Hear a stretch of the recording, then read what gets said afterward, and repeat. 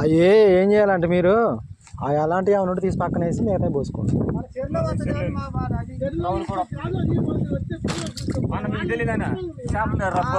మళ్ళీ ఒకళ్ళు అల్లపోతే వాటికి కూడా అవి ఒత్తిడి కూడా అట్ట అవుతాయా? చేప ఒత్తిడి కూడా అట్ట అవుతాయి. ఇగో బొచ్చుకే ఉంది కానీ రవ్వుకి ఎత్తు లేదు. మరి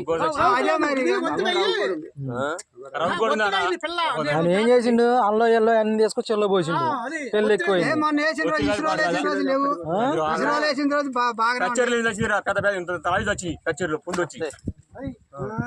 మసూరు లేని మందు చల్లి దాంట్లో